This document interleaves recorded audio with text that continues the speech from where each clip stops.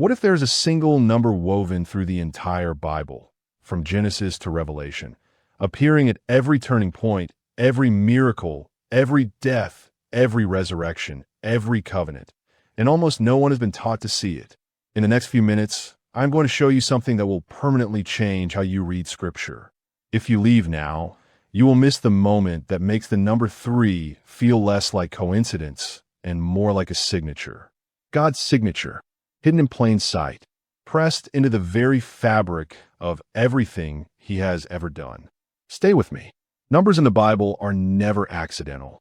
Ancient Hebrew and Greek writers understood that numbers carried meaning, not as magic but as divine language. And no number appears more consistently, more deliberately, and more powerfully across both testaments than the number 3. This is not a code to crack. It is a pattern to recognize. Once you see it, you cannot unsee it. The 3s begin before creation is even finished. They run through the patriarchs, the prophets, the kings, the cross, the tomb, and they're still speaking today in ways that should move you deeply. Before we go into the specific moments, understand why 3 holds such weight. 3 is the number of the Trinity, Matthew 28, verse 19, Father, Son, and Holy Spirit. 3 is the number of divine completeness. In ancient thought, 1 is a statement, 2 is a witness, but 3 is a confirmation, a thing established, sealed, and made permanent by heaven itself. So when you begin to see 3 appearing at the most critical junctures of Scripture, you are not looking at coincidence. You're looking at a heavenly signature being pressed into human history again and again with intention. The very first chapter of the Bible introduces 3. On the 3rd day of creation, God does something He does on no other single day. He speaks twice.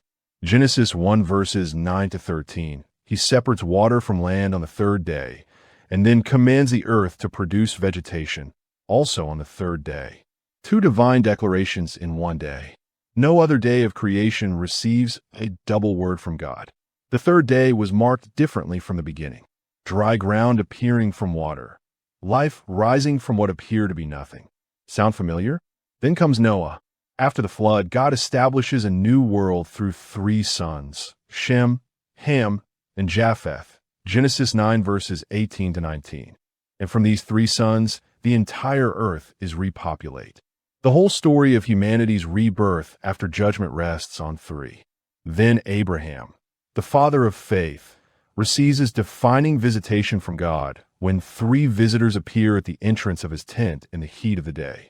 Genesis 18 verses 1 to 2, 3 men. The covenant of a son confirmed. The promise of nations renewed. 3 as the arrival of the divine into human space.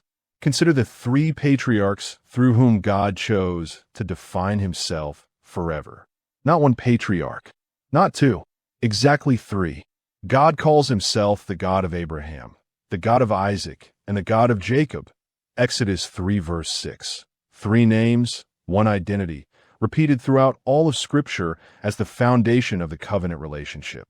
When Moses stands before the burning bush, these are the 3 names that God uses to introduce Himself. 3 generations, 3 promises, 3 anchors of faith that carry an entire nation through centuries of wilderness, exile, and return.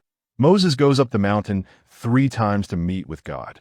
Exodus 19 verse 3, Exodus 24 verses 9 to 18, Exodus 34 verse 4. Each ascent brings a deeper revelation. The first time, the covenant is proposed. The second time, it is sealed. The third time, after Israel's catastrophic failure with the golden calf, the covenant is renewed. 3 ascents, 3 stages of relationship between God and His people. And the pattern of failure, forgiveness, and restoration, played out in 3 movements, becomes the template for everything that follows in Israel's story. It never stops being 3. The tabernacle, the dwelling place of God in the wilderness, was divided into 3 distinct sections. Exodus 26, the outer court where anyone could approach. The holy place, where only priests could enter. And the Holy of Holies, where only the high priest could go once a year. 3 spaces, 3 levels of access to the presence of God, 3 degrees of holiness. And every object in the tabernacle pointed forward to the threefold work of Christ, who would one day become outer court, holy place, and holy of holies all at once, tearing the veil between all 3 forever. Israel was commanded to appear before God 3 times a year. Exodus 23 verses 14 to 17. The Feast of Unleavened Bread, the Feast of Harvest, and the Feast of Ingathering. 3 annual appointments with the divine. Not 1, not 12, 3. And if you understand what these 3 feasts foreshadow, the death, resurrection, and coming of the Holy Spirit, you will see that God was telling the entire story of salvation through the agricultural calendar of an ancient people, embedding the gospel inside a rhythm of 3 long before the gospel was preached. Jonah, 3 days inside the belly of a great fish. Jonah 1 verse 17, not 2, not 4, exactly 3.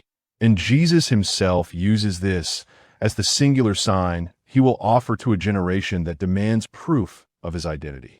Matthew 12 verse 40. For as Jonah was 3 days and 3 nights in the belly of the whale, so the Son of Man will be 3 days and 3 nights in the heart of the earth. Jesus reaches back across centuries to a man in a fish and says, "That was not a story about Jonah. That was a prophecy about me." Elijah, greatest of the prophets, performs his most dramatic miracle in 3 acts. He prays over a dead child 3 times. 1 Kings 17 verse 21, 3 prayers. 3 breaths of intercession pressed into lifeless lungs. And life returns. Then on Mount Carmel, he rebuilds the broken altar of God using 12 stones, the number of tribes. But before the fire falls, he drenches the sacrifice with water 3 times. 1 Kings 18 verses 33 to 34, 3 pourings. As if God wanted the impossibility tripled before he sent the fire, so no one could question the source of what was about to happen. Daniel, the man of unbreakable faith in exile, prays 3 times a day, even when it becomes illegal. Daniel 6 verse 10, he knew the decree. He knew the penalty. He opened his window toward Jerusalem and knelt 3 times daily, as he had always done. Not twice, not once in secret. 3 times, facing home, facing the direction of the temple, facing the God who had not abandoned him. 3 daily acts of defiance through devotion. And the consequence, the lion's den, becomes the very place where 3 becomes a pattern of divine protection, as the lions close their mouths and God opens his. Now we arrive at the center of all of human history. And the number 3 does not disappear, it intensifies. Jesus is crucified at the 3rd hour of the day. Mark 15 verse 25. Darkness falls over the entire land from the 6th hour to the 9th. 3 full hours of supernatural darkness as the Son of God takes the weight of every sin ever committed. Matthew 27 verse 45. 3 hours of darkness. The creation going silent while its creator suffers. Even the sky participates in the pattern, marking the sacrifice with 3 hours of mourning that no human hand could orchestrate. 3 crosses stand on Calvary's Hill. Luke 23 verses 32 to 33. Not 1, not 5, 3. And the positioning is not accidental. Jesus in the center, a criminal on his left, a criminal on his right. In that arrangement, every human response to Christ is represented. 1 thief mocks, 1 thief repents, and Jesus, in the center, responds to both. The one who turns to him in the final moments of his life receives the most extraordinary promise ever spoken from a cross. Luke 23 verse 43. Today you will be with me in paradise. 3 crosses, 1 decision, eternal consequence. Peter denies Jesus 3 times. John 18 verses 15 to 27. Not once in a moment of weakness. 3 times, increasing in intensity. First by a servant girl, then by another, then before a group. 3 denials. And after the resurrection, Jesus does not let that number stand unredeemed. He finds Peter on the shore of a sea, at a charcoal fire, the same kind of fire Peter stood by when he denied, and he asks him 3 questions. John 21 verses 15 to 17. Do you love me? 3 times. 1 question for each denial. 3 restorations to cover 3 betrayals. The grace is surgical. And then 3 days in the tomb. Matthew 12 verses 40 and 1 Corinthians 15:4. The entire cosmos holds its breath for 3 days. Creation waits. The disciples scatter. The enemy believes he has won. And on the 3rd day, not the 2nd, not the 7th, on the 3rd day, the stone rolls away. The grave clothes are folded. The tomb is empty. And everything that 3 has been pointing toward throughout all of Scripture suddenly makes sense. The 3rd day is not a coincidence of scheduling. The 3rd day is the day God has always chosen to confirm, to seal, to resurrect. It was always going to be the 3rd day. After the resurrection, Jesus appears to his disciples and breathes on them. John 20 verse 22. Then he ascends. Then he sends the Holy Spirit. 3 distinct moments of impartation. 3 stages of equipping the church for what was ahead. And when Peter stands up on the day of Pentecost to preach the first sermon of the church age, he quotes 3 separate Old Testament passages. Acts 2 verses 17 to 21, Acts 2 verses 25 to 28, Acts 2 verses 34 to 35. 3 prophetic anchors to establish one thundering truth. The resurrected Christ is Lord. Even the birth of the church is structured in 3. Paul, the greatest theologian the church has ever produced, lands his most famous sentence on 3. 1 Corinthians 13, verse 13. And now these 3 remain: faith, hope, and love. But the greatest of these is love. He could have listed 2. He could have listed 10. He landed on 3. Faith for what we cannot see. Hope for what has not yet come. Love for what holds everything together. 3 pillars beneath the entire Christian life.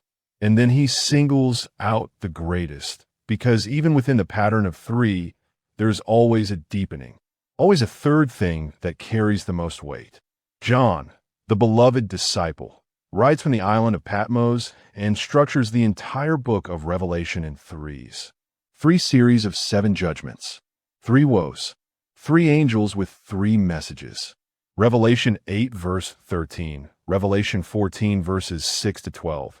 And at the very opening of the book, Jesus describes himself in a phrase that pulses with 3-fold divine identity. Revelation 1 verse 8, I am the Alpha and the Omega, who is and who was and who is to come, the Almighty. Who is, who was, who is to come. 3 tenses. 1 eternal God. The pattern completes itself in the final book the way it began in the first. Now here's where this stops being a Bible study and becomes something personal. Every time God moves in 3s, he is saying something specific. He is saying, this is not accidental. This is not human. This is established. In Hebrew law, 2 witnesses confirmed a matter. But 3 men it was beyond dispute, sealed, permanent, and authorized by heaven itself. Deuteronomy 19 verse 15. So when you see God doing something 3 times in your life, when a door closes 3 times, when a word comes to you 3 times from 3 different sources, pay attention. Heaven is confirming something. Think about the moments in your own life when things came in 3s. A warning you heard from 3 different people. A dream that returned 3 nights in a row. A Bible verse that appeared in 3 different places in 1 week. Many people dismiss these as coincidence. But now you know what this pattern means inside the language of Scripture. 3 is not repetition. 3 is confirmation. It is God saying, I have said this once, I have said it twice, and now I am saying it a 3rd time, so that you will have no room to doubt that this word is from me. And consider this. The hardest seasons of your life have likely had a 3rd day quality to them. You went through Friday, the day of death, when everything collapsed. You went through Saturday, the silent day, when God seemed absent and nothing moved. And some of you are still in Saturday, still waiting, still in the between space where the promise has not yet arrived and the pain has not yet lifted. But the pattern of Scripture is relentless and it is kind. Saturday is not the final chapter. Psalm 30 verse 5. Weeping may stay for the night, but rejoicing comes in the morning. Your third day is coming. The number 3 in the Bible is ultimately a portrait of the Trinity at work. The Father plans, the Son executes, the Spirit seals. Ephesians 1 verses 3 to 14. 3 persons, 1 purpose, working across all of human history in perfect coordination. And when you begin to see 3 everywhere in Scripture, what you're really seeing is the fingerprints of all 3 persons of the Godhead pressed into every story, every miracle, every law, every prophecy. The pattern is not a curiosity for scholars. It is a testimony for ordinary people. God is saying, I was here, I am here, I will be here. Here is what I want you to carry out of this. The Bible is not a random collection of stories loosely connected by religion. It is a single, intricately authored document written by one divine mind across 40 human authors, 1,600 years, 3 languages, and 3 continents. And it is marked throughout by a number that speaks of completeness, confirmation, and the very nature of God Himself. 2 Timothy 3 verse 16. All Scripture is God-breathed. Every word, every number, every pattern, nothing wasted, nothing accidental. And 3 is one of the loudest proofs that this book has a single author behind every human hand that wrote it. The next time you open your Bible and encounter the number 3, and you will, because it is everywhere, stop. Do not read past it. Ask what God is confirming in that moment. Ask what is being sealed. Ask what is being established as permanent by the repetition. Because when God says something 3 times, He is not stuttering. He is not filling space. He is anchoring something eternal into the record of time, so that you, reading it centuries or millennia later, will recognize His voice, trust His pattern, and rest in His faithfulness. He has always been working in 3s. He has always been working toward you. May the God who works in 3s, who planned before time, who came in the flesh, and who lives inside you now, confirm His word in your life today, in 3s if necessary, until you cannot doubt it. God bless you. Amen.